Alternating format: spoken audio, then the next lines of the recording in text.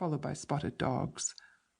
Having thus declared the impartial manner in which it is our purpose to pursue the physiological discussion of our subject, and the various phenomena involved in its consideration, we proceed at once to unveil the operatic existence to the reader, fatigued no doubt by an introductory salaam already protracted beyond the limits of propriety. End of Introduction.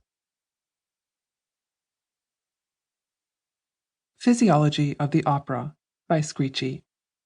Chapter 1. Le proie toujours fait bruit à merveille, on y vole et sueur, brocher les oreilles. Beringer. To most of the world, and we say it advisedly, the opera is a sealed book. We do not mean a bare representation with its accompanying screechings, violinings, and bass drummings. Everybody has seen that.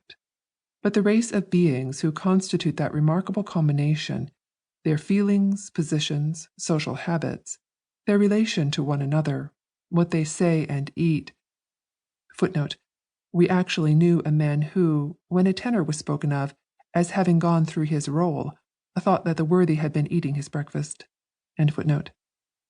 Whether the tenor ever notices as they, the world, do, the fine legs of the contralto in man's dress, and whether the basso drinks pale ale or porter, all these things have been hitherto wrapped in an inscrutable mystery.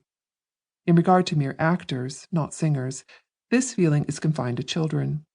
But the operators of an opera are essentially esoteric. They are enclosed by a curtain more impenetrable than the Chinese wall.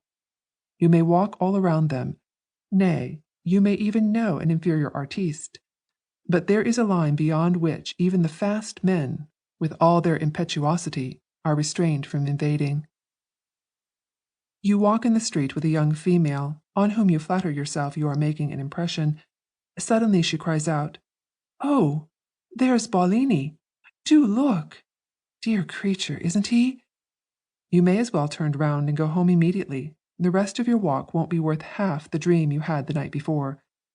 This shows an importance to be attached to these remarkable persons, which, together with the mystery which encircles them, is exceedingly aggravating to the feelings of a large body of respectable citizens. Among those who are mostly afflicted, we may mention all women, but most especially boarding-school misses. Mothers of families are much perturbed. They wonder why the tenor is so intimate with the donna, considering they are not married. And fathers of families wonder where under the sun that manager gets the money to pay a tenor $1,200 a month, when state sixes are so shockingly depressed. We were going to enumerate those we thought particularly afflicted by a praiseworthy desire to know something more of these obscurities, but they are too many for us. In every class of society, nay, in the breast of almost every person, there exists a desire to be rightly informed on these subjects. It was to supply this want that we have devoted ourselves more especially to the actors who do, to the exclusion of the auditors who are done. Shakespeare observes that all the world's a stage. The converse of this proposition is no less worthy of being regarded as a great moral truth, that all the stage is a world. Every condition of life may be found typified in one or the other of the officials or attachés of an opera house, from the king upon the throne, symbolized by the haughty and magisterial impresario, to the chiffonnier in the gutter, represented by the unfortunate chorister who is attired as a shabby nobleman on the stage, but who goes home to a supper of leeks. Between these two degrees, of dignity and unimportance, come those many shades of social position corresponding to the happy situations of Secretary of State, Secretary of the Treasury, and divers other dignitaries, set forth in the stage director, the treasurer, the chorus master, etc.